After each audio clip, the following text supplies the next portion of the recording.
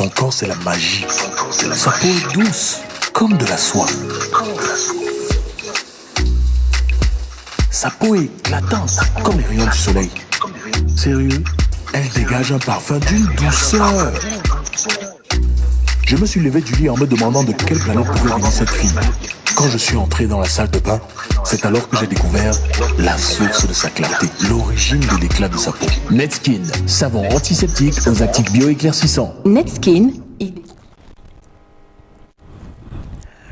Bonsoir à tous, bienvenue dans le royaume des femmes.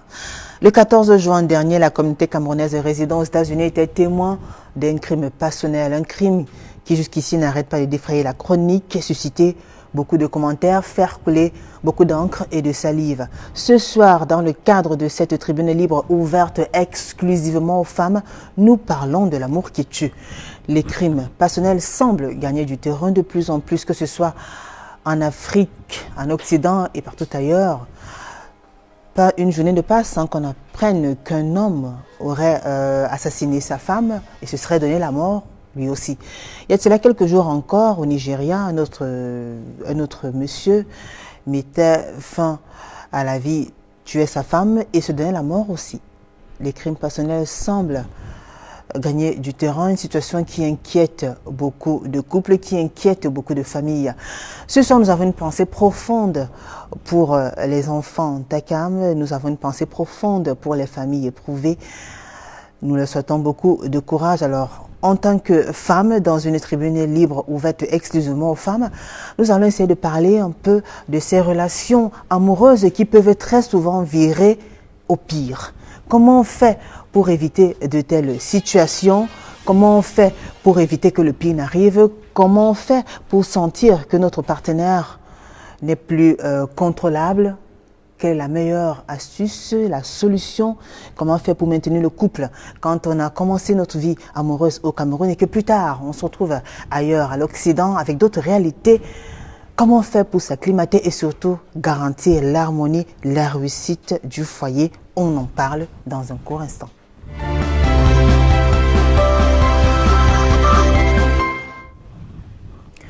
L'amour qui tue. Il y a beaucoup de victimes. Il y en a qui ont essayé de se donner la mort. Il y a d'autres qui ont été un peu plus, disons, courageux ou bien qui n'arrivent pas toujours à gérer leurs états d'âme.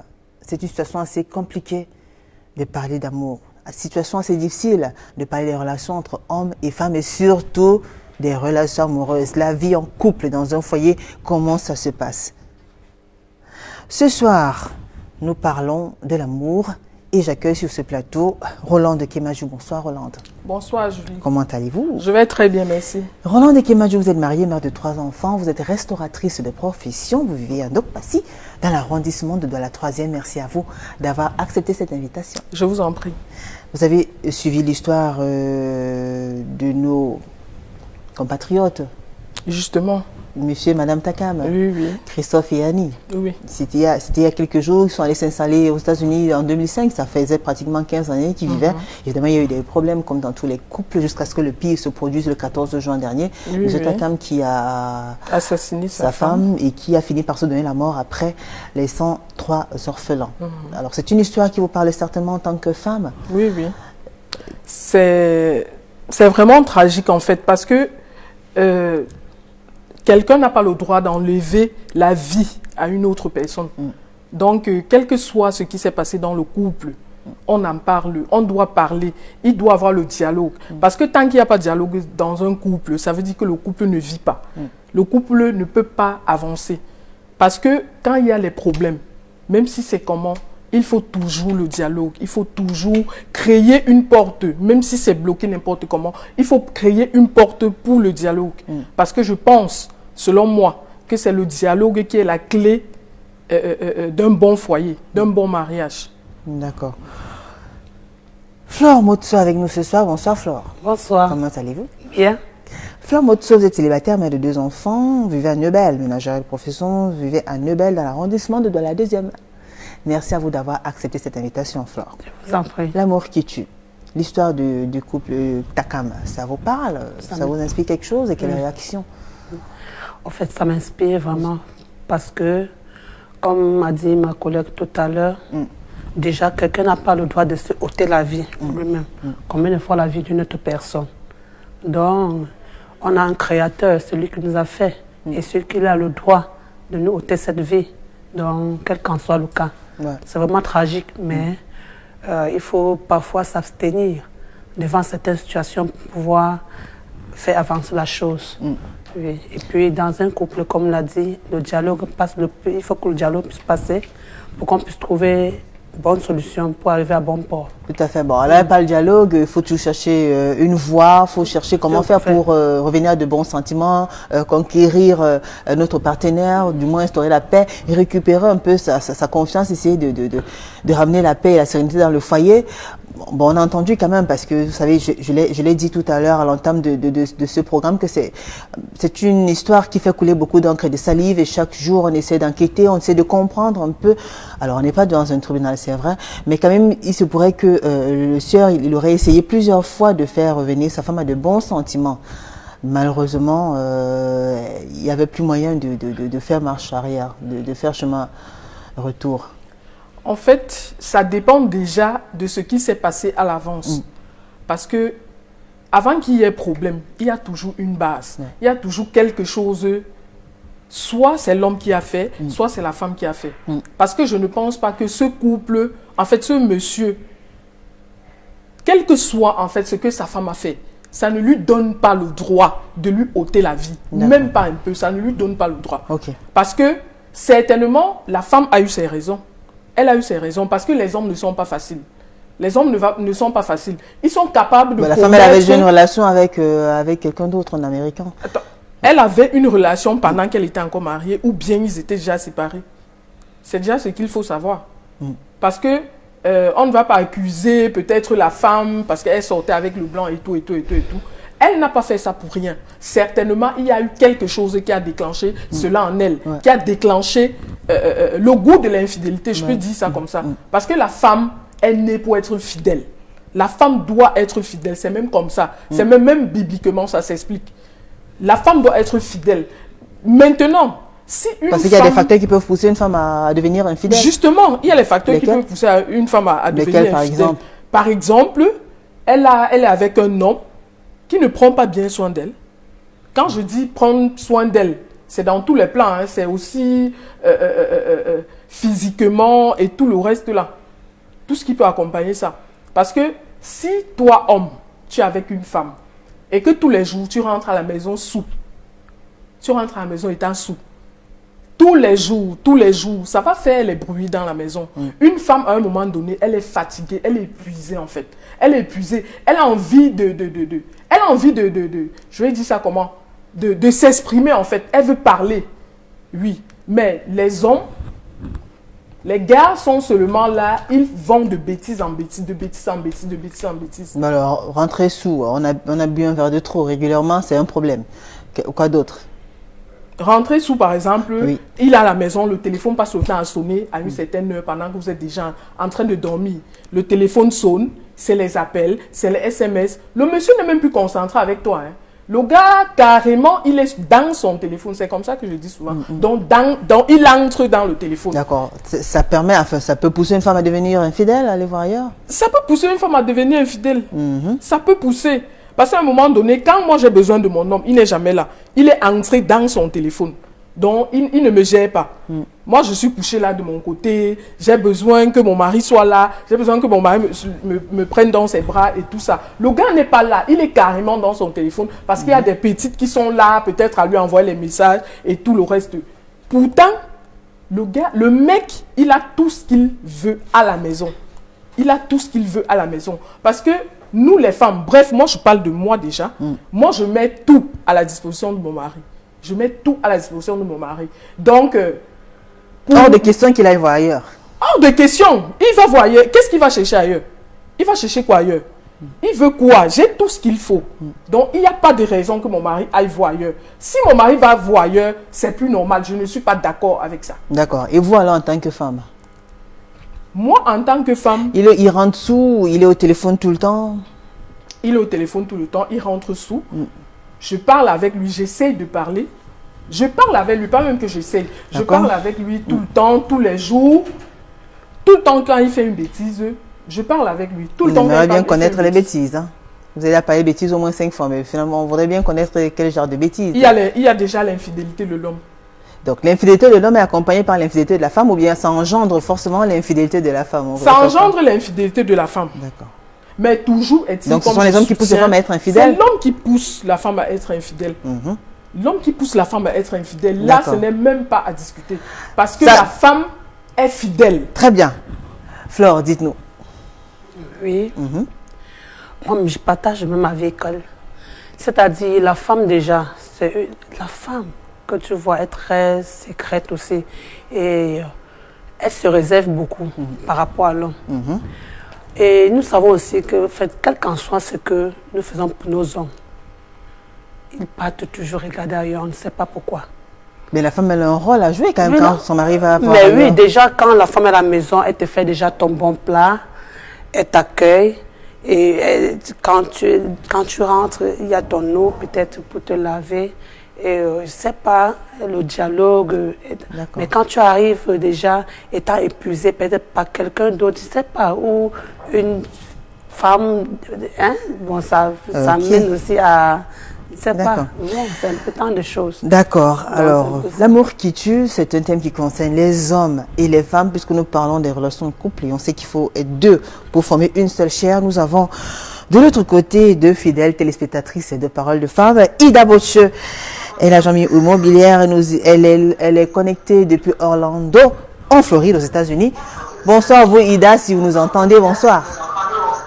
Bonsoir Julie, je vous entends bien. Très bien. J'espère que vous m'entendez aussi. Ça va très bien. On vous entend 5 sur 5. Alors, nous sommes au pays de l'oncle Sam. Comme tous les autres Camerounais, vous avez vécu, ce crime passionnel-là, qui s'est produit il y a quelques jours dans l'état de l'Ohio. Vous qui résidez aux États-Unis depuis plusieurs années, dans quel état d'esprit vous êtes depuis que on a enregistré ces événements-là dramatiques? Écoutez Julie, cet événement m'a beaucoup touchée en tant que Camerounaise vivant aux États-Unis, en tant que fille Bamileke ayant été mariée à quelqu'un de Bamandjo aussi. La mort de Annie m'a beaucoup touchée. Ça m'a beaucoup touchée parce que, comme elle, ma vie a été un peu tracée. On a une vie qui a été tracée sur le même schéma. Donc, j'ai été mariée au Cameroun. J'ai eu mes 4 enfants au Cameroun. À un moment donné de notre vie, mon époux, à l'époque, a demandé qu'on puisse immigrer à l'étranger. Je n'étais pas très partante pour faire ce déménagement ou aller vivre à l'étranger parce que j'ai toujours vécu au Cameroun. Mais sur son insistance, ça m'a pris quand même une année pour finalement me décider. Et donc, on a immigré en France.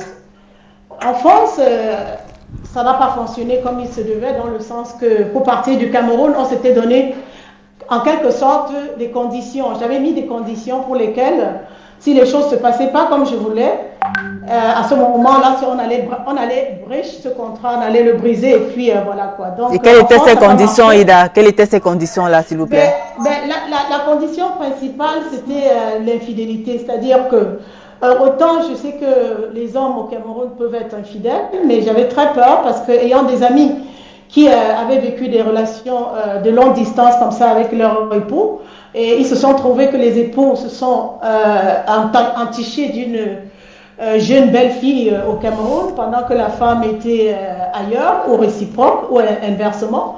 Et donc, du coup, moi j'avais dit, si ça se passe dans mon couple, moi ce serait l'occasion de rentrer au Cameroun pour sauver mon couple. Et donc, quand il y a une situation dans ce genre-là, j'en ai parlé avec mon époux. Malheureusement, lui, il n'était pas d'accord. Il a dit, écoute, tu ne reviens pas au Cameroun. Donc, et d'une manière, pour faire l'histoire un peu courte, on s'est retrouvés aux États-Unis. D'accord. Sur sa proposition. Donc, là où je rejoins l'histoire de Annie, c'est qu'une fois arrivée aux États-Unis, les choses n'ont pas évolué positivement non plus, dans le sens où on a créé une entreprise ici. J'étais la personne qui gérait cette entreprise. Comme dans leur couple, ça battait toujours de l'aile pour des raisons familiales, c'est-à-dire que sa famille qui intervenait dans notre vie de couple, pour des raisons d'infidélité, entre autres, bien sûr. J'ai discuté avec mon époux à plusieurs reprises et malheureusement, il n'a pas voulu, il n'a pas fait des efforts nécessaires. N'ayant pas fait des efforts nécessaires, moi j'ai décidé que, après être passé par une période de dépression, qui n'est pas facile à vivre parce que pendant cette période de dépression, il y a eu des moments où j'ai failli baisser les bras. J'ai failli laisser mes enfants partir au bout du monde, je ne sais pas où, mais bon, j'étais déjà au bout du monde, vous me direz, par rapport au Cameroun. Mais dans ma tête, je voulais partir, alors que j'étais toute seule avec mes enfants et que j'adore mes enfants, je ne pouvais pas. Donc j'ai dû voir un médecin psychiatre qui m'a aidé à traverser cette période. Pendant cette traversée du désert, mon époux, on est allé voir le médecin ensemble parce qu'il se disait, il ne comprend pas ce que j'ai. J'ai dit, allons-y, on est allé voir le médecin qui lui a expliqué, votre femme est dépressive due à X, Y, Z. Lui, sur le coup, il écoute, rentre à la maison, il me dit, je ne comprends pas bien pourquoi, tu es comme tu es, blablabla. Bon. Et donc, voilà, malgré tout, ça n'avance pas et je replonge à nouveau, je suis dans les médicaments et à un moment donné, je dis non, enough is enough et je décide de me séparer de mon époux. D'accord. Je lui en parle verbalement, il est au Cameroun. Je lui dis, écoute, là, vraiment, c'est fini, je ne veux pas continuer, je ne veux pas passer ma vie dans les médicaments, je ne veux pas me suicider, je ne veux pas. Donc, il est au Cameroun, il me dit, non, on va en parler, on va discuter. Je lui dis, écoute, ce que tu veux qu'on en discute ou pas, moi, ma décision, elle est prise. Parce que là, on en avait déjà parlé 6 mois avant, et 6 mois après, on se retrouvait au même moment, au même niveau. Tout ça pour dire qu'en fait, je crois que c'est très facile quand on se met, comme dans le cas de Annie, et que les gens puissent la juger sans être sur le terrain, sans vivre la vie que vivre un couple dans leur maison au quotidien. Moi, je vivais la distance de ma famille, la distance, il fallait que je m'intègre dans ce pays. Il faut apprendre la langue, il faut faire tout ce qu'il y a comme papier d'immigration, il faut s'occuper des enfants. Je ne dis pas qu'il n'était pas là, mon époux, financièrement, il contribuait pendant nos périodes de mariage. Mais n'empêche qu'au quotidien, c'est moi qui faisais tout. Annie, pareil, elle s'est occupée de sa maison. Plus que moi, elle est à l'école aux États-Unis, elle a obtenu un diplôme, elle a pu avoir un travail qui méritait son salaire. Donc aujourd'hui, que les gens puissent se permettre de dire que Annie a été une femme à la maison, une femme à qui on l'a amenée du Cameroun, on l'a fait voyager, on lui a offert tout ça et qu'aujourd'hui elle se permet de demander un divorce. Je m'insurge contre ça. Pour moi, je trouve que Annie, on devrait la mettre sur un piédestal. Parce que pour moi, cette femme, je la pleure, j'ai de la peine pour ses enfants, parce qu'aujourd'hui, ces enfants vont grandir sans leur mère. Moi, je me suis battue dans mes années de divorce comme j'ai pu pour pouvoir maintenir la cohésion familiale, pour pouvoir avoir mes enfants avec moi, mais il se trouve qu'il y a un qui a été quand même bloqué au Cameroun pendant tout ça. Et je ne vous dis pas comment ça a été difficile pour moi. Je pleurais toutes les nuits. Je parlais à mon fils qui voulait partir. J'ai essayé même d'aller le récupérer au Cameroun. Malheureusement, mon mari à l'époque m'a fait un mandat d'arrêt. J'ai dû partir du Cameroun par la petite porte, pas des aides de personnes influentes au Cameroun. Et donc, je me suis retrouvée aux États-Unis. D'accord. Et c'est partant de là que... Voilà. Vous allez nous expliquer un peu, on comprend que ça n'a pas été facile de vivre toutes ces choses-là, des couples camerounais. Apparemment, quand on quitte notre pays et qu'on va là-bas, ce n'est pas toujours ça. On a d'ailleurs un couple en ligne depuis Montréal au Canada. Pamela Fonjo, si vous nous recevez, bonsoir Pamela. Bonsoir Julie. Comment allez-vous Pamela? Très bien, merci. Et vous? Ça va, merci. Pamela Fonjo, nous parlons ce soir de l'amour qui tue. Vous vivez à Montréal avec votre mari. Vous viviez au Cameroun il y a cela quelques années encore. Aujourd'hui, vous êtes là-bas avec votre mari, mère de 3 enfants. Dites-nous un peu comment s'est faite votre intégration. Est-ce que c'est facile? Comment se passe? Parlez-nous un peu de votre vie là-bas. Oui, mon intégration déjà, tu sais, quand on arrive ici au Canada, l'intégration se passe par la personne qui vous accueille. D'accord. Déjà c'est mon grand-mari qui nous a accueillis ici et notre intégration déjà s'est très bien passée. Et quand on parle déjà d'intégration, c'est de savoir ce qu'il faut faire et ce qu'il ne faut supporters. D'accord. Voilà, quand nous sommes arrivés, Marie nous a dit, voilà, vous allez, par exemple, ouvrir une porte ensemble, un compte commun, où vous allez ouvrir un compte commun ensemble, autour le passage de notre agent sera à l'intérieur. Et voilà, et Vous ouvrez un compte commun et que, enfin, désormais, vous faites tous les deux, enfin, vous faites tous les deux, disons ça comme ça. en fait, ouvrir un compte commun ensemble. D'accord. Vous voyez, Ok. parce que ici, il y a beaucoup de couples qui les portes. Et c'est ça qui amène beaucoup de séparation. D'accord. Vous voyez? Très bien. Oui, et aussi, je me rappelle une fois, il m'a dit parce que j'étais à la cuisine et j'étais en train de faire à manger. Le sien s'est réveillé et il m'a dit, voilà, et il s'est amené, il a dit, non, ça ne se passe pas comme ça. C'est pas comme au pays où on vient et et puis on partage les tâches. Souvent un peu. D'accord. On partage les tâches. Pendant qu'elle est en train de faire à manger, elle est en train de faire à manger, tu peux faire ton petit déjeuner toi-même. D'accord. Donc, il faut que tu te permets déjà de le faire. Parce que si déjà les deux travaillent, ça ne serait pas vraiment évident. Vous voyez un peu? D'accord. Ça ne serait pas évident dans le sens où chacun de nous va et on va faire des idées et moi qui suis là à faire tout. Donc les tâches se partagent. D'accord. Pamela. De laisser tout faire à la fin. D'accord. Pamela. C'est le conseil qu'il nous a donné. D'accord. Pamela. Oui. Vous avez entendu parler de ce qui s'est passé aux États-Unis, le couple Takam, ce crime passionnel qui défraie la chronique depuis quelques jours. Deux Camerounais qui sont aimés, qui sont allés vivre au pays de l'oncle Sam.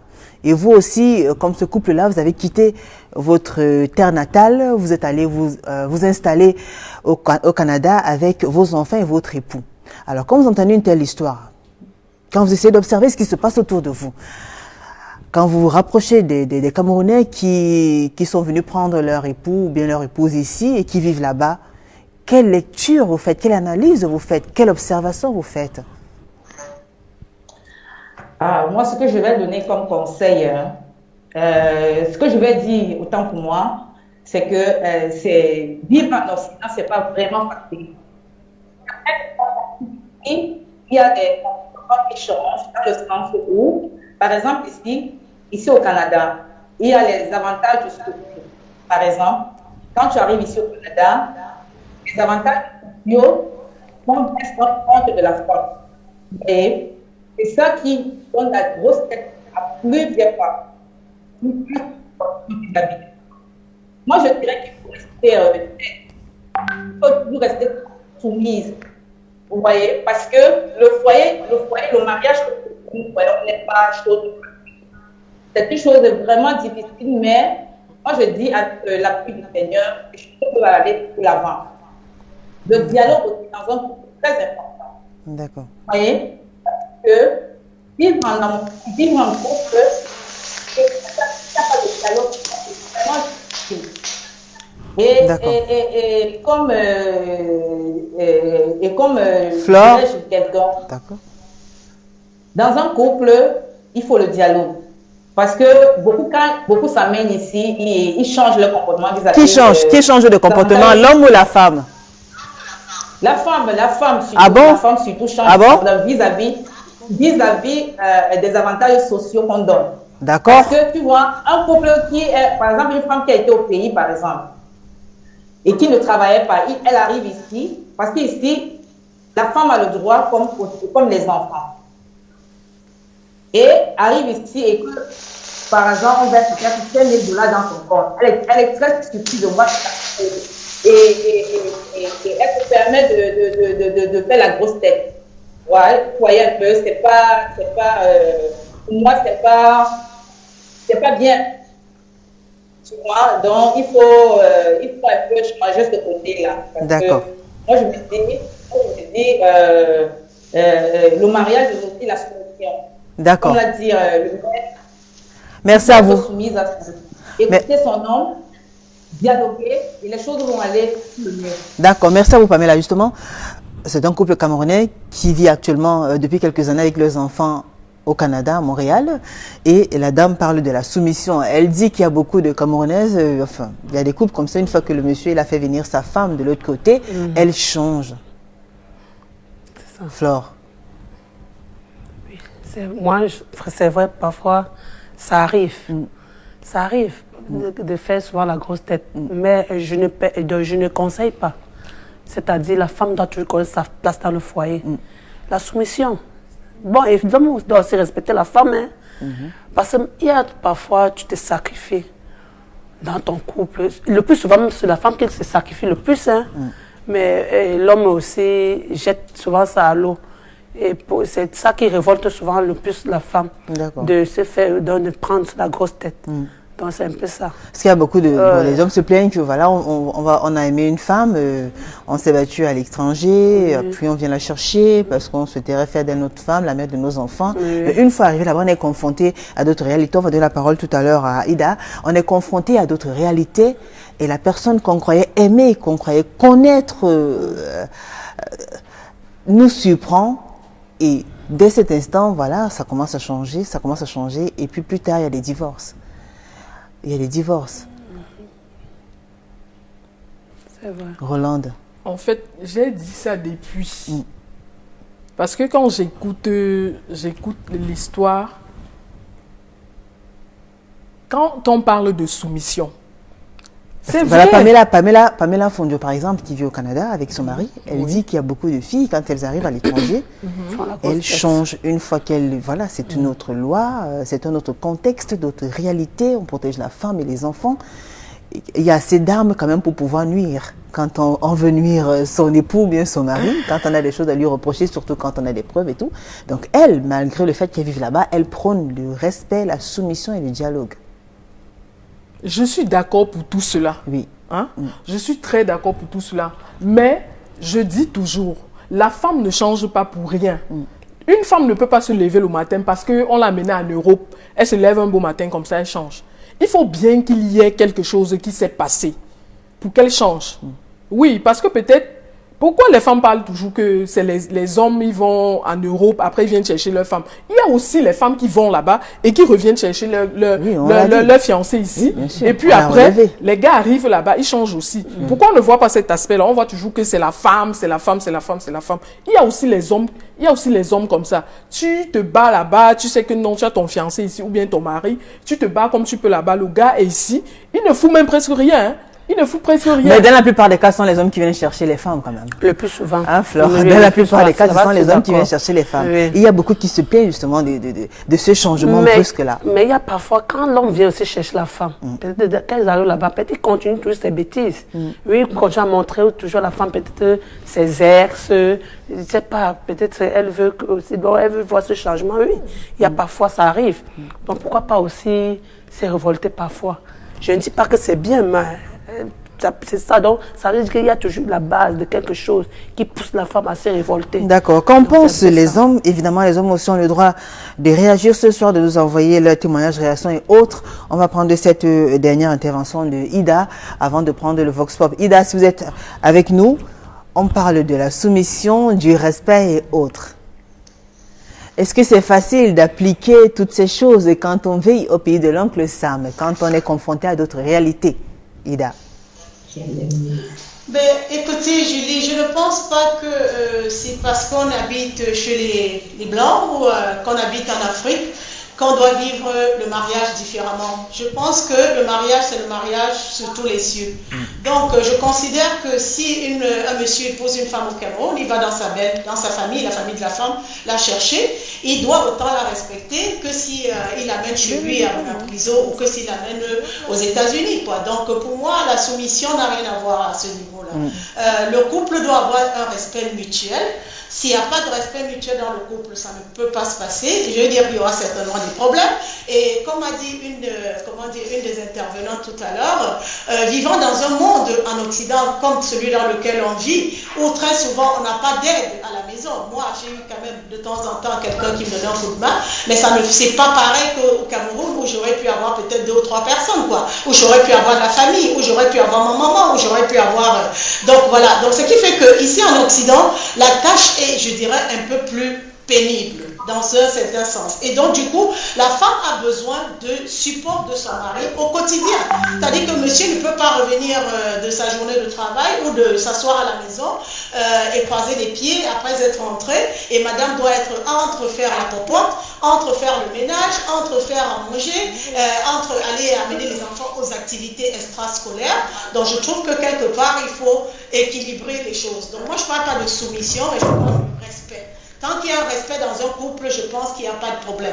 Et tant qu'il n'y a pas de trahison non plus, de traîtrise, si je peux dire. Justement, il y a les hommes qui disent que les hommes disent qu'ils préfèrent, enfin, il faut rester africaine, c'est-à-dire il faut rester cette femme de valeur là qui incarne certaines valeurs, que ce soit ici ou ailleurs. Parce que justement, il y a beaucoup d'hommes qui se reprochent, enfin qui reprochent aux femmes le fait de changer une fois qu'elles sont allées vivre de l'autre côté là. Elles découvrent certaines réalités, elles connaissent mieux leurs droits, et il y en a qui s'en servent pour détruire leur mari. Vous en pensez quoi, Aïda?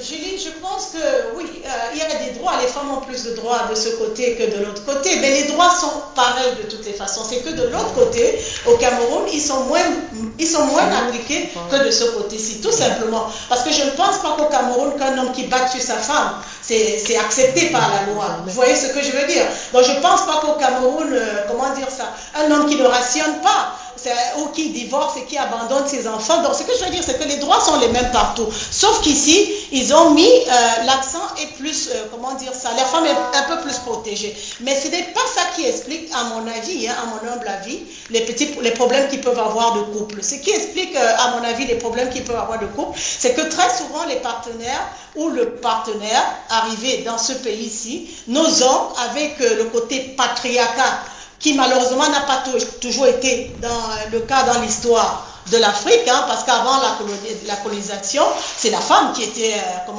la responsable du ménage, c'est la femme qui était devant, mais il se trouve que le patriarcat est arrivé par la colonisation, par l'islam, par le christianisme, les religions en quelque sorte, et donc du coup maintenant, l'homme africain pense qu'il doit dominer sa femme. On n'a pas besoin de cette domination, on doit fonctionner d'égal à égal.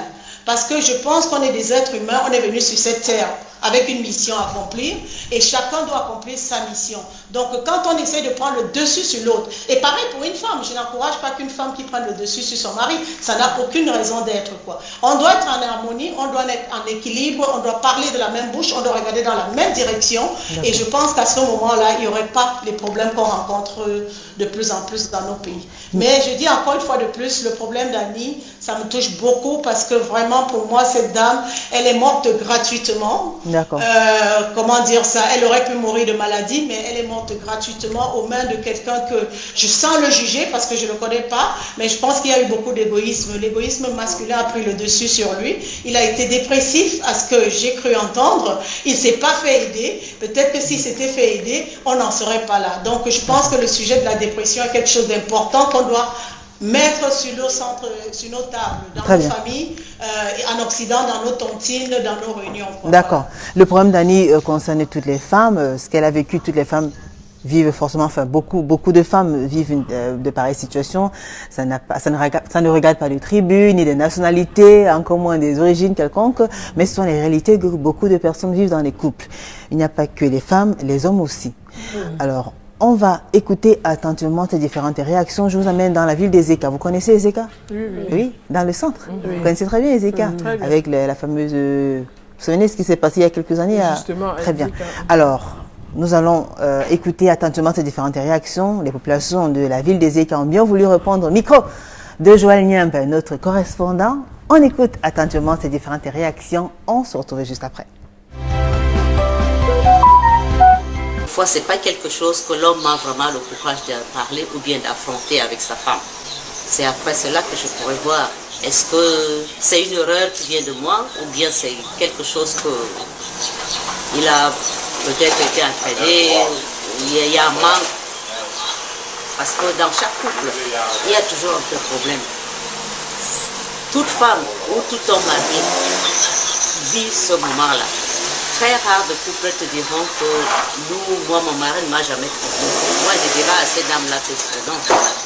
S'il y a l'amour entre deux personnes, même si tu trouves que ton mari t'a trompé avec une autre personne, l'erreur est humaine, hein? On peut le pardonner en lui disant de ne pas peut-être recommencer. S'il y a eu quelque chose à corriger en soi, je vous dise. Donc c'est pas pour autant que moi je divorcerai avec mon mari. Franchement, je ne pourrais pas le faire. Non, parce que c'est que les hommes ne se contentent pas seulement d'une seule femme. Vu qu'il y a plusieurs filles dehors, on est obligé de changer. Aujourd'hui, tu dois manger le maillon, demain le macabo. Tu ne dois pas seulement faire le fouca dans la même assiette. Excusez mon mari, non? On continue la vie comme rien n'était. Simple. Ça ne va rien changer sur moi. Rien. Parce que moi aussi, je peux aussi me tromper. C'est vraiment ma réaction. Ça m'amuse. Bon, en tout cas, je vais en parler avec lui. Je vais chercher à comprendre. On va s'asseoir, on va causer tout simplement. Je pense que je vais chercher à comprendre ce qui l'a poussé à le faire. Parce qu'il on dit qu'il n'y a pas de fumée sans feu. Donc, je vais chercher à comprendre. Donc, on va s'asseoir, on va dialoguer. De mon côté, on se sépare. Pas ça, je ne vois pas tant et tout, on se sépare. En tant que femme, on fait comment? C'est comme si c'était amour. Parce que étant même les soupçons, pas comme on a dit, mais étant les soupçons de présentement de moi-même, que je vois avec mes yeux. Voilà, je sais un peu. Ou bien mon point de vue, c'est que je veux le couper avec la... Parce que, mais pas le machin là, je ne peux pas lui couper le machin là, parce qu'un jour il pourra continuer, ou bien on peut encore se rencontrer. Mais je vais lui blesser, il va rester avec une cicatrice qui prouve qu'il a fait quelque chose qui n'est pas bien. De retour sur le plateau de Parole des Femmes, si vous nous rejoignez juste à l'instant, sachez que ce soir nous parlons de l'amour qui tue. L'amour est violent, comme un artiste le disait. Et vous avez suivi ces différentes réactions. Pamela Fondjo, vous avez suivi ces interventions. Nous étions à Ezeka, dans le centre au Cameroun. Est-ce qu'il y en a qui vous ont marqué particulièrement, Pamela? Oui, Julie, je n'ai pas suivi. Vous n'avez pas suivi? Est-ce qu'il y a des interventions, bien des réactions qui vous ont marqué particulièrement, Pamela? Vous avez suivi ces différentes réactions, les témoignages. Il y en a qui vous ont marqué particulièrement? Oui, Julie. C'est vrai que... Bon, on va prendre Ida. Ida, est-ce que Ida est connectée? Ida, vous êtes avec nous? Oui. Dites-nous, Ida, vous avez suivi ces différentes réactions? Je n'ai pas suivi. Oui. Voilà, on n'était pas très bon, mais par contre, je crois que j'ai pu écouter la réaction d'une dame qui a dit ouais, ben, si son mari la trompe, elle va pas aller lui couper son truc là, mais parce qu'elle en aura toujours besoin, mais elle va simplement lui faire mal quelque part, quoi. Oui, c'est marrant, quoi. Mais bon, mais je pense que c'est sa manière à elle d'exprimer son malaise. Mais je pense que c'est pas ça qui est la formule. Il faut discuter avec son partenaire. Il faut prendre, appeler la famille si besoin est pour en discuter. Mais quand on arrive à ne pas trouver un terrain d'entente malgré toute cette discussion, je pense qu'à un moment donné, il faut accepter la séparation. Le divorce n'est pas une calamité. Après le divorce, on peut refaire sa vie. Après le divorce, il y a une vie. Donc voilà, et puis on peut rester même des amis. Hein. Je pense que ça aussi, on devrait commencer à changer un peu notre mentalité back home. C'est-à-dire que c'est pas parce qu'on est divorcé qu'on doit se voir dans la rue, on devient des ennemis jurés, non. D'accord. Donc on a eu des enfants ensemble, donc on doit les élever ensemble. Et donc je veux comprendre un peu, qu'est-ce qui peut pousser un homme à... Enfin, comment sentir que le partenaire, cet homme-là, ou bien cette femme qu'on connaît, est capable du pire? Est-ce qu'il y a des signes qui nous permettent de comprendre que la situation peut dégénérer d'un moment à un autre? Si oui, quels sont ces signes-là et surtout comment éviter d'en arriver là? Comment éviter que le pire se produise? Vous qui avez vécu une telle histoire pendant plusieurs années.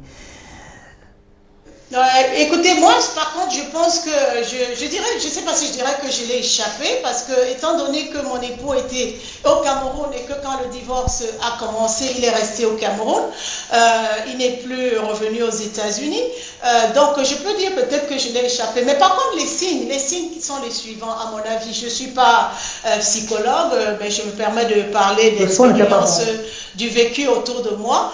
Donc les signes sont un homme qui devient alcoolique, un homme qui devient violent, un homme avec lequel, ou un partenaire avec lequel on ne communique plus, un homme qui, rentre tard, bien entendu, un homme qui se confie peut-être plus ou partage plus avec sa famille qu'avec son épouse. Donc tout ça sont des signes. Tout ça sont des signes qui devraient alerter et qui devraient appeler le couple à s'asseoir, à en discuter, appeler le couple à aller à prendre de l'aide si nécessaire vers un psychiatre ou un psychologue. D'accord, là il s'agit des hommes. Qu'en est-il des femmes, Ida? Il n'y a pas que les hommes qui trompent. Qu'en est-il des femmes? Il n'y a pas que les hommes qui trompent, il y a des femmes aussi qui vont voir ailleurs, qui deviennent aussi incontrôlables. Parce que même ici au pays, on assiste au crime passionnel commis par des femmes. Ce que je dis est aussi valable pour les femmes. Je ne refuse pas, mais je crois que le pourcentage qu'on voit est le plus parlant par rapport aux hommes qui commettent des crimes passionnels vis-à-vis de leurs femmes que l'inverse. Mais ce que je dis est aussi valable pour les femmes. Une femme qui est dans un ménage, une femme qui trompe son mari, si vous me permettez, je vais faire un petit écart. Moi, je suis arrivée à une conclusion, c'est la suivante, c'est-à-dire que la femme au Cameroun qui est trompée par son mari, elle n'a pas de mot à dire. Mais la femme aux États-Unis, c'est-à-dire la femme américaine qui est trompée par son mari, le même soir, il plie les bagages, il s'en va de la maison. Donc, que les gens s'imprègnent, ça semble comme réalité. Donc, ça veut dire que quand la femme supporte, la femme camerounaise au Cameroun ou à l'étranger supporte une infidélité, une deuxième, une troisième, 10 infidélités, il faut vraiment pas la juger de femme, qui n'a pas tenu. Donc moi maintenant, quand vous parlez d'infidélité de la femme vis-à-vis de l'homme, pourquoi est-ce que la femme sera infidèle? Ça, il faut voir. Mais comme a dit une de vos invitées tout à l'heure, je pense qu'il y a quelque chose qui pousse la femme à être infidèle. Et très souvent, c'est le comportement de l'homme. Et donc, si sa femme devient infidèle, pareil, ils s'asseyent, ils en discutent. Et si vraiment, ils ne sentent plus que, ils sentent que la relation ne peut plus évoluer, ou bien que, voilà, la femme a vraiment choisi d'être avec son amant, X ou Y, Z, c'est pas la fin du monde. Je vois pas pourquoi il faudrait que les gens se tuent par amour. Moi, je trouve ça complètement absurde parce que je pense que maintenant, les petits orphelins qu'on a là, ils sont 3, il y aura personne qui sera là pour eux. Papa n'est pas là, maman n'est pas là. C'est pas la société qui se met à parler left, right, up and down qui va pouvoir les aider. Donc, honnêtement, il faudrait qu'on puisse rentrer à nos valeurs ancestrales. Nos parents avaient des problèmes entre eux, mais c'est pas pour autant qu'ils se tuaient. Ok, donc ils pouvaient se séparer, la femme rentrait dans sa famille ou vice-versa, mais bon, il n'y avait pas de crime passionnel. Mais pourquoi notre génération? Et moi, je l'appelle surtout aux plus jeunes qui viennent, la génération qui nous suit et à nos enfants, surtout, copier le bon exemple. Parce qu'autrement, on va se retrouver dans la même situation que celle de Annie dans quelques mois ou dans quelques années. Merci à vous, Idaya. Constance, on va commencer à lire les messages. Constance Manding, d'ailleurs, vous félicite pour votre éloquence. Retour sur ce plateau. Mesdames, vous avez suivi aussi ces différentes réactions. Il y en a qui vous ont marqué Oui, il y en a certains qui m'ont marqué, surtout... la femme qui a dit qu'elle ne peut pas couper le truc de son mari, quoi. Parce qu'elle va toujours s'en servir. Bien sûr, là c'est clair. Parce que si tu vas penser déjà à une telle chose, c'est assez fort, c'est assez violent. Oui, c'est assez fort, c'est assez fort. Parce qu'il faudrait se servir d'une arme blanche. Bien sûr. Et on va blesser notre partenaire. On va blesser le partenaire. Peut-être ça commence comme ça aussi, à avoir ce genre d'idées, et puis on va les nourrir, on va les faire grandir, et peut-être plus tard, le pire se produira. Bien évidemment, c'est comme ça que ça commence. Petit à petit, tu penses déjà dans la tête, il faut que je fasse ci, il faut que je fasse ça. Bref, on ne se lève pas un beau matin pour tuer quelqu'un. On se lève un beau matin pour commettre un crime. C'est quelque chose qu'on a longuement mûri dans la tête. C'est quelque chose qu'on a pensé pendant des années. Donc, et puis, ça arrive un jour où le diable est là, il te pousse à le faire. Et tu le fais parce que cette idée était en toi depuis beaucoup de temps. Et puis, il fallait que tu réagisses juste à ce moment-là. Donc... D'accord. Flore, vous écoute.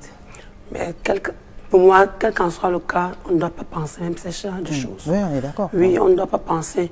J'aimerais qu'on se réfère le plus souvent dans le chemin dans la Bible, dans le chemin de Dieu, pour savoir que c'est lui qui détient tout. C'est-à-dire, quel que soit le cas, la femme doit toujours être un peu atarsée par rapport au sujet de ces situations. C'est-à-dire, mettre le calme, chercher à calmer même les choses, bien que mettre toujours son homme un peu dans la bonne raison. D'autant plus c'est tout l'homme souvent qui dégage, mais j'aimerais que la femme soit encore plus bien cadrée dans ce genre de choses. Pour pouvoir arranger. Elle essaie de ramener son homme. Son homme, oui, c'est un peu ça. Donc je refuse déjà la femme qui pense derrière ces choses. C'est vrai, bon, mais il ne faut pas mettre ça dans la tête, parce que c'est ça qui révolte et qu'on puisse commettre beaucoup de dégâts. D'accord. C'est un peu ça. Pamela Fondio est avec nous. Pamela, vous nous entendez? Oui? Oui, Julie. D'accord. Pardon? Tout à l'heure, je n'écoutais pas très bien parce que le temps n'était pas bon. D'accord. Oui. Bon, on essaye de comprendre un peu ce qui peut amener une femme à tromper son partenaire et vice-versa. Donc, vous qui êtes là-bas, dites-nous comment vous faites quand même pour garder votre mari avec vous et éviter que de telles choses n'arrivent. Ah oui, Julie, ce que je dirais, c'est en fait, je suis restée moi-même. Je suis restée moi-même. Pamela Dutam était elle-même au Canada. Vous voyez un peu, parce qu'on doit changer ses anciennes habitudes. Le mariage, c'est une chose qui n'est pas du tout facile, c'est vrai, mais il y a des petits critères qui sont. Lesquels? Par exemple, si tu sais comment ton homme fonctionne, tu respectes tout simplement. Le mariage n'est pas chose facile, comme je le dis tantôt encore. Ce n'est pas chose facile, mais il faut savoir ce qu'il faut faire dans le foyer. Et quand tu le sais, c'est très facile. Parce que si ton homme, par exemple, ce qu'il ne fait pas, c'est là. Si par exemple, il n'y a pas de dialogue et que ton voilà, on va qu'est-ce que tu te de dire non, que tu as le droit, c'est pas marcher parce que, comme on dit dans un bateau, il n'y a pas de capitaine. Si tu laisses la responsabilité à ton homme, toujours, tu demandes, c'est aussi simple, tu demandes à ton mari, à ton époux, chérie, comment est-ce qu'on fait? Tu es naturel dans ta façon d'activité. Je pense que les choses différentes, le mariage n'est pas du tout pratiqué. Il faut rester dans le foyer pour les enfants. D'accord. Je pense que tu mets les enfants en priorité de ta vie, les choses se passent très facilement. D'accord. Parce que aller jusqu'à tuer sa femme et se tuer, c'est vraiment douloureux. Et moi, je dis, après ce que moi j'ai entendu, le mari s'est tellement battu pour la concentration, pour que le divorce n'arrive pas, que la séparation n'arrive pas juste pour tout le temps. Vous voyez? Parce que, ayant compris un avenir avec ton épouse et que vous connaissez ce qui se passe dans notre de la femme, la priorité. Et pour un homme qui construit son avenir avec une femme, il ne peut pas accepter cela. Il ne peut pas accepter. C'est pas pratique que c'est écrit dans la Bible pour donner la vie. Merci à vous, Pamela Fondio. Merci à vous. Elle prône la soumission. Elle rappelle que le mariage n'est pas une chose facile et que dans un bateau, il n'y a pas deux capitaines. C'est une phrase qui revient très souvent ici. Justement, c'est une phrase qui revient tout le temps. Mais avant qu'on ne dise que dans un bateau, il n'y a pas deux capitaines, n'est-ce pas? Il faut aussi que l'homme sache, ou bien les hommes, il faut que les hommes sachent que les femmes aussi ont des besoins. Les femmes ont aussi des besoins parce que tu ne vas pas me dire que tu rentres là, tu viens, tu t'affales par exemple sur le canapé ou bien dans la chaise et puis dans la nuit, brusquement comme ça, sans même les préliminaires, tu veux seulement. C'est vrai que ça peut arriver. Dans le cas où vous êtes en harmonie par exemple à la maison, un week-end comme ça là, pendant que tu es en train de faire la cuisine, tu es bien habillé, sexy et tout, parce qu'il faut toujours séduire son homme. Et ça, moi je le dis, il faut toujours séduire. Pendant que tu es en train de faire la cuisine, lui là, chérie, qu'est-ce que... Là, du coup, quelque chose peut se passer. Mais tu ne vas pas me dire que tu rentres du travail. On a passé toute la journée sans se voir, par exemple. Moi, j'étais à mon boulot. Toi, tu étais à ton boulot. Tu reviens le soir. Je t'ai servi à manger. Tu n'as même pas pris le temps de manger. Tu viens te coucher et tout ça. Et après, tu veux seulement... Mon ami, dans les choses là, dans l'histoire là, il y a les préliminaires qui comptent. Il y a les préliminaires qui comptent. Parce que la femme a besoin de se sentir rassurée. La femme a besoin de sentir que son homme l'aime. D'accord. Oui, la femme a besoin de sentir. Mais il y a beaucoup cela. qui ne comprennent pas trop quand on parle de préliminaire. Hein. Il y a beaucoup qui ne comprennent pas trop. Quand je parle de préliminaires, par exemple, les petits câlins, les petits mots doux, les caresses, les bisous, les baisers, c'est ce qu'on appelle les préliminaires. Donc, c'est important de le faire. C'est très, très, très important dans un couple. C'est important de le faire. C'est important de le faire parce que si tu ne le fais pas, sincèrement, dès que soit... Bref, je dis ça dans les deux cas, soit l'homme ou la femme, dès que l'homme est dehors, il voit une petite peut-être qui lui fait un bisou à la joue là, basta, c'était bon. Ainsi que la femme. Donc, les deux parties doivent le faire, doivent amener... Se donner du plaisir tous les deux. Voilà. C'est un échange en fait. Bien évidemment, c'est un échange. C'est un plaisir à deux. Okay. Parce que les hommes pensent toujours que en fait, que c'est quelque chose que ce sont eux. Ils se prennent toujours pour les victimes en fait.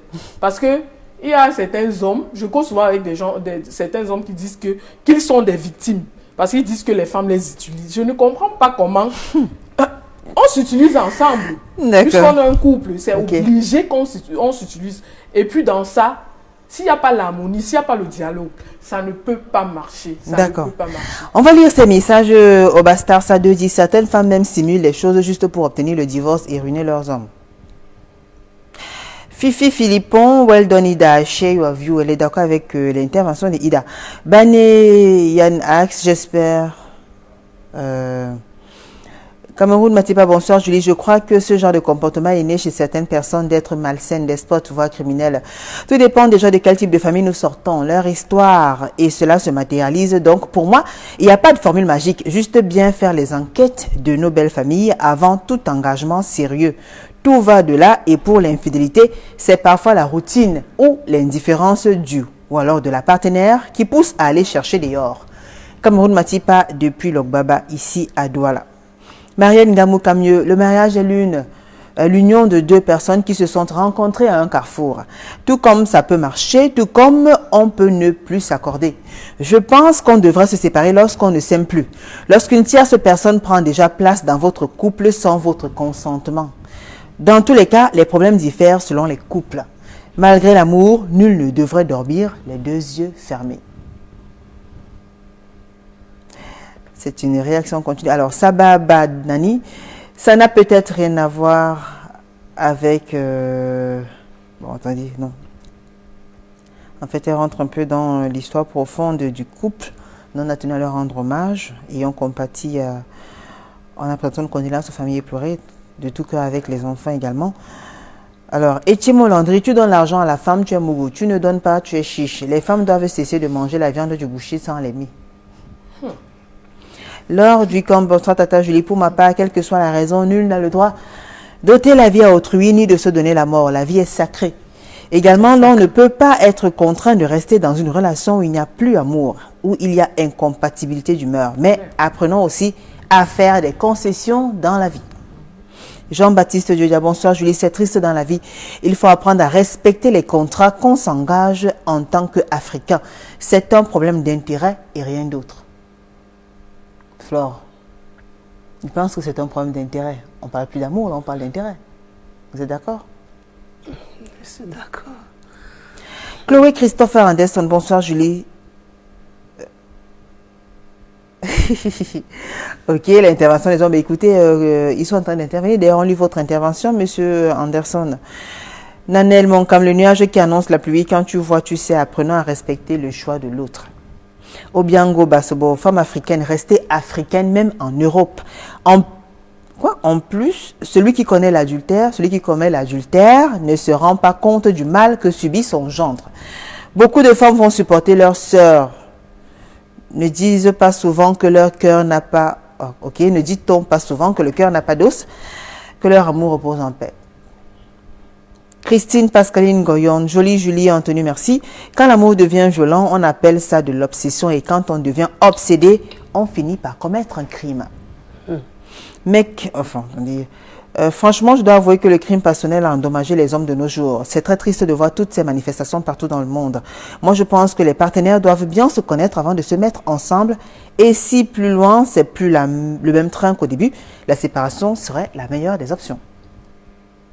Il n'y a plus assez de temps. Olivier Serge, merci pour ce thème, Julie. Je vois déjà la meute des femmes prétendument libres, avec des expressions pour narguer les hommes. Je ris, mesdames, loin d'encourager les comportements extrémistes des hommes, comme celui du défunt, je ne peux non plus passer sans vous dire que le mariage est un contrat de vie. Ne pas respecter ce dernier serait exposer votre conjoint à toute forme de dérive externe, voire même la mort. Regardez bien ce qui se passe dans tous les domaines qui nécessitent un engagement, vous comprendrez ce que ça implique. 99 jours de jouissance abusive suffisent à donner de la valeur à un seul jour où tout vire au drame. Le message est assez long. Je crois qu'on a lu l'essentiel. Malheur à celui par qui passera le scandale. Et dans l'espèce, le scandale est passé par enfant. Il est assez long. Diane Bay, quand la personne elle-même sera plus importante que les apparences et les convenances, le monde se portera beaucoup mieux. Un jour, l'Afrique enseignera autre chose. C'est le mariage qui te définit à ses enfants. Et à ce moment-là, on comprendra que le divorce n'est pas un péché mortel. Lors du combat, soit Tata Julie, pour ma part, quelle que soit la raison, nul n'a le droit d'ôter la vie à autrui ou se donner la mort. Également, on a lu ce message. Ah, il n'y a plus assez de temps pour sortir. Est-ce qu'on peut avoir Ida, on va vous permettre de laisser un petit message à nos fidèles téléspectateurs qui nous écoutent. Qu'est-ce qu'on doit retenir? Qu'est-ce que vous dites aux femmes, aux hommes, aux couples qui nous regardent ce soir, Ida? Mais je pense qu'il faut rester positif quand on est en couple, comment dire ça, c'est-à-dire qu'il y a des accidents qui peuvent arriver, mais il faut rester positif. Mais surtout, il faut s'informer, il faut s'instruire, il faut accepter, comment dire, d'apprendre quand on est quelque part. Il faut être humble. Autrement, on va toujours à côté là où il ne faut pas, quoi. Et je pense que tant que, comment dire ça, il n'y aura pas cette discussion, cette harmonie dans les couples où les gens se font confiance, une confiance mutuelle et sincère, pas le genre où on te dit A et après on fait B. Donc, je pense que ça sera difficile. Mais il y a de l'espoir, quoi, je pense. D'accord. Merci à vous. Merci à vous, Ida. Portez-vous bien, surtout. Merci. Prenez grand soin de vous, merci. Pamela Fondo, un conseil pour sortir le message que vous envoyez. Le message, si vous êtes là, Pamela? Oui, oui. D'accord, pour sortir, il n'y a plus assez de temps. Qu'est-ce que vous dites à tous ceux qui nous regardent, s'il vous plaît? Oui, ce que je dirais, c'est que restez toujours positif et essayer de pardonner dans le couple et confier son couple au Seigneur, parce que c'est ça qui est la clé du couple. Parce que quand tu confies ton couple au Seigneur, il a le contrôle. Comme ça, l'ennemi pourra éviter de venir nuire à ce couple. Merci à vous. C'est le conseil que je donne à toutes mes sœurs. Merci à vous, Pamela. Confiez votre couple au foyer. Enfin, adieu. Merci à vous, Pamela Fondo. Un bonsoir aussi à M. Christian Fondo qui était juste à côté. Merci à vous, mesdames. Pour sortir en quelques mots, oui. En quelques mots, ce que je pourrais dire, c'est il faut que les hommes sachent que ce qu'ils ressentent, c'est la même chose que nous, femmes, nous ressentons. Il ne faut juste pas qu'on tire toujours sur la femme lorsqu'il y a un problème dans le couple. Parce que les hommes ont toujours tendance à croire que leur infidélité doit être pardonnée. Pourquoi leur infidélité doit être pardonnée? Pourtant, c'est 50-50. L'amour, c'est 50-50. Ah d'accord, l'infidélité, la femme aussi devrait être pardonnée aussi, oui. La femme devrait pardonner aussi, mais il faut aussi que l'homme sache que la femme est comme lui. Donc, ce qu'elle ressent dans son cœur, en fait, ce qu'elle a dans son cœur, c'est la même chose. Ils ont le même. Donc, ça veut dire que si les femmes pardonnent l'infidélité des hommes, il y a des hommes aussi devraient apprendre à pardonner. À pardonner aussi l'infidélité de la femme. D'accord, merci à vous, Flore. Oui, moi, je dis seulement juste une chose, c'est vraiment de laisser tout à Dieu. D'accord. Oui. Laissez tout à Dieu. Oui. Merci à la grande équipe conduite par François Dikoumé. Merci l'équipe de la Nouvelle Expression. Je vous rappelle vite fait les rediffusions jeudi à 15h, samedi à 11h. Mais ça, Marlise Minkoumou à la régie, Zéphérin Gondi aussi. On se retrouve mardi prochain, vous le savez, avec le même sourire et le même plaisir. Bonne soirée sur Equinox Télévision. Au revoir. C'est pas quelque chose que l'homme a vraiment le courage de... This program was brought to you by Netskin.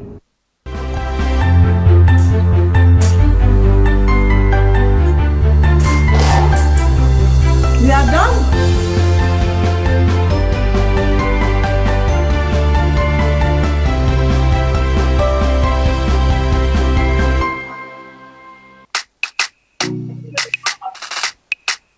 Her body marvels, perfectly smoothing. Bright like the sparks of the moonlight. Seriously, wearing that Yumi fragrance. Oh gosh, from which planet may she be coming from? I had to switch to the bedroom to discover her secret spice. That soap, which cleanses all the black spots. Netskin, the light of antiseptic soap. Netskin, the best for my glow.